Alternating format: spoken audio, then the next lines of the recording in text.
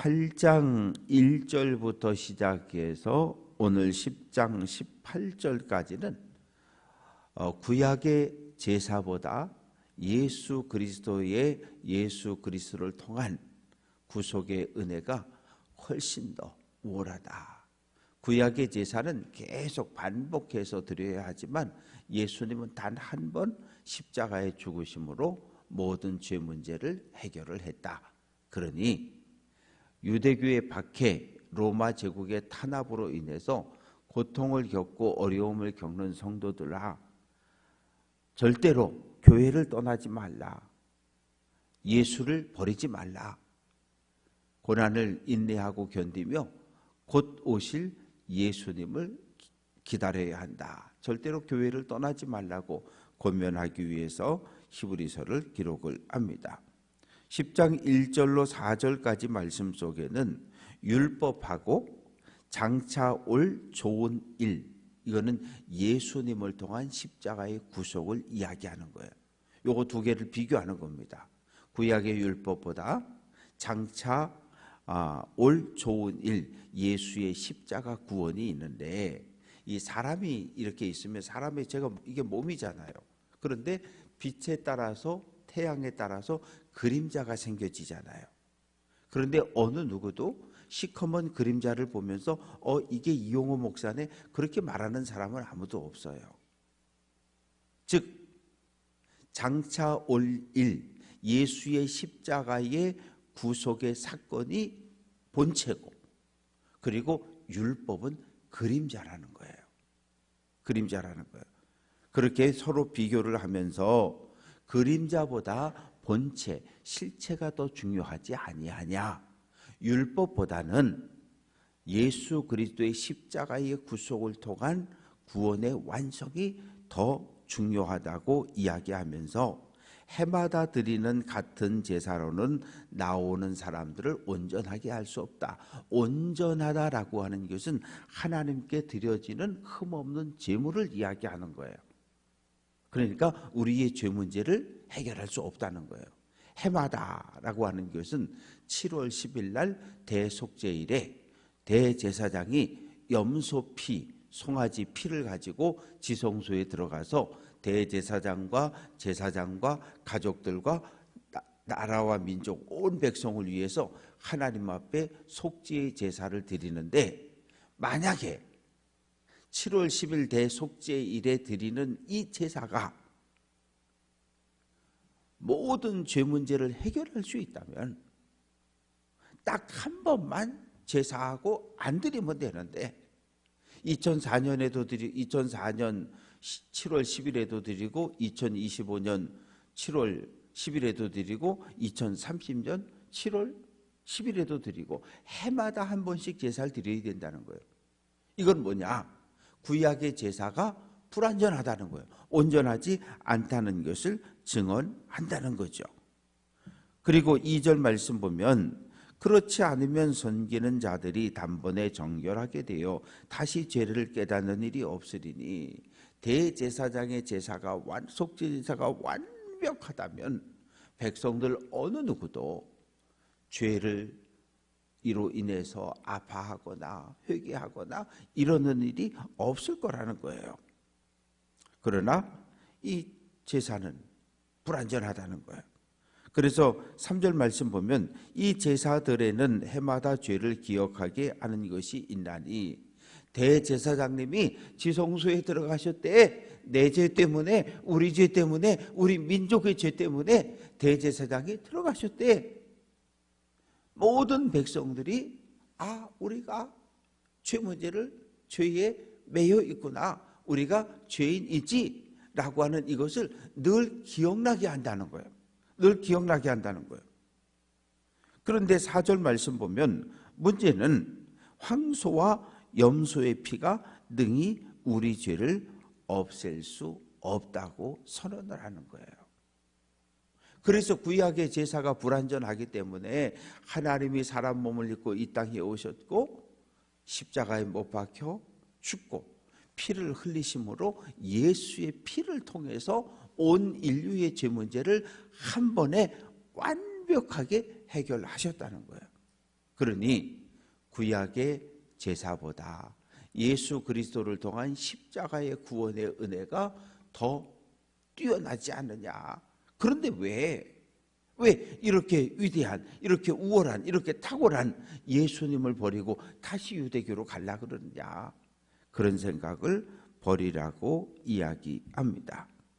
이제 5절부터 10절까지 말씀 속에는 구약의 불완전한 제사를 완성하신 예수님에 대해서 소개를 하고 있는데, 이 5절부터 7절까지 말씀은 시편을 그대로 인용하고 있는 말씀입니다. 시편 40편 6절에서 8절을 그대로 여기다 옮겨다 놨어요. 시편 40편은 다윗과 관련된 이야기인데, 오늘 말씀 속에서는 다윗이 아니라 예수님에 대한 말씀으로, 예언으로 인용해서 가져왔습니다. 주께서 세상에 임하실 때에, 예수님이 이 땅에 오셨을 때 하나님이 제사와 예물을 원하지 아니하신다. 예수님이 이 땅에 오셔서 뭐 송아지 제사 드리고 염소 제사 드리고 그러는 거 원하지 않았다는 거죠. 오직 나를 위하여 한 몸을 예비하셨다.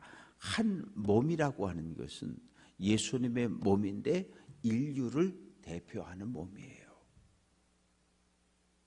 예수님이 십자가에 죽으셨는데 그냥 단순하게 예수님의 죄 문제를 해결하기 위해서 십자가에 죽으신 것이 아니라 온 인류를 대표해서 온 인류의 죄를 다 지고, 그리고 예수님이 골고다 언덕으로 올라가셨고 십자가에 못 박혀 죽임을 당했다는 거예요.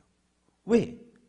육체의 생명은 피에 있는데 구약의 제사는 이 피를 어디에서 구해왔어요? 내 몸 밖에서 구해왔단 말이에요. 송아지를 잡고 염소를 잡고 양을 잡고. 그러나 예수님, 하나님이 새로 세운 법칙은 뭐냐 하면 이 피를, 내 피를 요구하시는 거예요. 예수님의 피를 요구하셨던 거예요. 그래서 예수님께서 십자가에 달리신 거예요.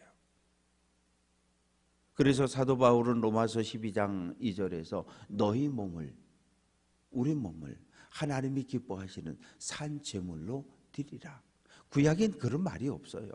구약 어디에도 우리 몸을 하나님이 받으시는 제물로 내놔라 이런 말씀이 없는데, 신약에서는 우리 몸을 내놓으라는 거예요. 하나님께서 원하시는 것은 우리 몸, 우리의 삶, 우리의 인격, 우리의 온 존재를 다 내놓으라는 거예요. 누구 앞에? 하나님 앞에 내놓으라는 거예요. 그래서 예수님이 십자가에 죽임을 당하게 되시고, 번제, 속죄제, 번제는 제물을 완전히 태워서 뼈까지 그냥 다 태워버리는 거죠. 그래서 희생과 헌신, 충성을 상징하고, 속죄제, 내가 지은 죄를 이 제물을 통해서 대신 하나님 앞에 용서받기를 원하는 제사인데, 그거 기뻐하시지 않는다는 거예요. 그러면 무엇입니까? 예수님이 이 땅에 오신 목적, 7절 두루마리 책 율법에 나를 가리켜 기록한 것 같이 하나님의 뜻을 행하러 왔나이다. 다윗도 예수님도, 그리고 오늘 이 시대를 살아가는 우리들도 하나님의 뜻을 행하기 위해서 살아있는 거예요. 하나님의 뜻을 이루는 것, 하늘 아버지의 뜻.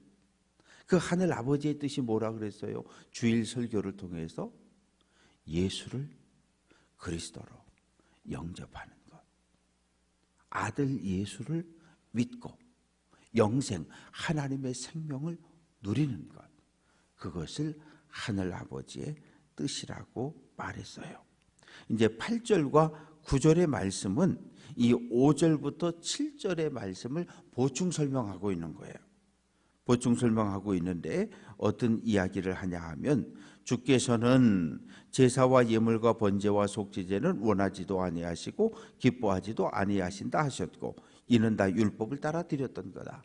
번제, 속죄제, 또 예물이라고 하는 건 소재를 이야기하는데, 구약의 모든 제사는 내 몸 밖에서 제물을 가져왔지만 신약의 제사는 내 몸을 하나님 앞에 드리는 것이다. 이걸 설명하고 있고요. 9절 말씀 보면 그 후에 말씀하시기를 보시옵소서 내가 하나님의 뜻을 행하러 왔나이다. 예수님이 이 땅에 오신 목적은 하나님의 뜻을 이루기 위해서 이 땅에 오셨다는 거죠. 그래서 예수님은 단 한 번도 예수님이 영광을 받으신 적이 없어요. 병을 고쳐도, 귀신을 쫓아내도, 죽은 사람을 살려도 모든 영광은 누구에게? 모든 영광은 하나님께 돌렸다고요. 누가? 예수님도. 그리고 그 자리에서 기적의 현장, 표적의 현장에 있었던 많은 사람들이 예수 이런 적이 한 번도 없어요. 물론 예수를 정치적인 메시아, 유대 왕으로 삼으려는 사람들이 있기는 했지만 예수님이 표적을 행할 때마다 거기 모였던 많은 사람들이 모든 영광을 하나님께 돌렸다고요. 이것이 바른 자세예요. 목사도, 성도도, 교회 공동체 전체도, 가족 공동체 전체도 우리가 어떤 일을 하고 나서 모든 영광은 누구에게? 하나님께 돌려줘야 해요. 영광을 목사가 도둑질하거나 영광을 얻은 특별한 은사를 가진 자가 도둑질하는 건 그것은 하나님의 영광을 가리우는 일이고 교만 그 자체입니다. 그래서 첫째 것, 구약의 율법을 폐했다. 여기는 완성했다는 얘기예요.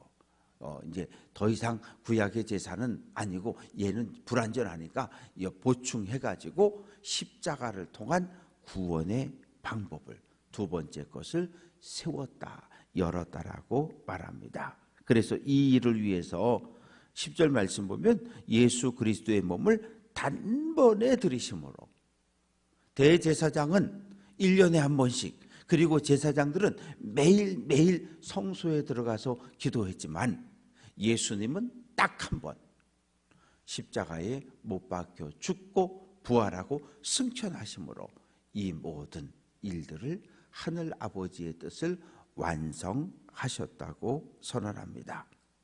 이제 11절부터 18절까지 말씀에는 예수님의 십자가의 죽음이 얼마나 큰 효력, 영향력을 가지고 있는가에 대해서 설명을 하고 있습니다.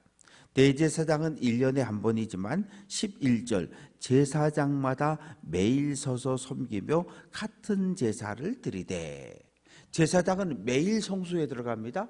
매일 성소에 들어가서 향단에 향을 피우고, 그리고 촛대에 기름이 떨어졌으면 기름을 보충해주고, 심지가 다 탔으면 교체해주고, 그러면 백성들은 성소 밖에서 기다리고 있는 거죠. 그리고 제사장이 나와서 축복 기도를 해주는 거예요. 그것이 제사였거든요. 제물을 드리고 제사장이 성소에 들어갔다 나와서 백성들을 향해서 축복을 선언하고. 그런데 문제는 하나의 죄만 사할 수 있다는 거예요. 내가 지어서 소든 양이든 염소든 전가한 딱 하나의 죄만 해결하고 돌아갈 뿐. 또 다른 죄를 지으면 또다시 양을 들고 제사장을 찾아와야 합니다. 이 제사는 언제나 죄를 없게 하지 못하거니와 12절 오직 예수 그리스도는 죄를 위하여 한 영원한 제사를 드리시고 딱 한 번 십자가에 못 박혀서 피 흘리는 것으로, 죽임당하는 것으로 황소에게, 송아지에게, 염소에게, 양에게 전가했던 모든 죄를 이번에는 누구에게? 하나님이 예수 그리스도를 향해서 내가 인류를 위해서 인류가 지은 모든 죄를 지고 십자가에 죽어야겠다는 거예요. 이게 하늘 아버지의 뜻이에요. 그래서 예수님은 십자가는 창피하잖아요. 수치로서 부끄럽고 참 치욕이고 고통이고 괴로움이고. 그래서 예수님이 겟세마네 동산에 올라가서 기도하셨던 거예요. 하나님, 앉을 수만 있다면, 이 고난의 잔이 내게서 지나갈 수만 있다면, 십자가를 앉을 수 있는 방법만 있다면 앉게 해달라는 거예요. 그러나 마지막 기도는 뭐예요? 내 뜻대로 마옵시고 하늘 아버지의 뜻이 나를 통해 이루어지기를 원합니다. 예, 하나님 알겠어요. 나보고 십자가 지라는 거죠? 예, 내가 짓게요. 그리고 예수님은 체포당하시고 십자가를 감당하셨습니다.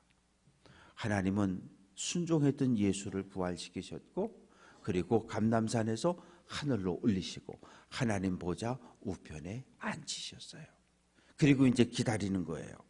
13절, 자기 원수들이 자기 발등상이 되게 하실 때까지 기다린다. 하나님을 대적했던, 예수를 대적했던 모든 세력들이 패배하고 져서 예수님의 발등상, 예수님의 발 아래 놓일 때까지 예수님은 기다리고 계십니다.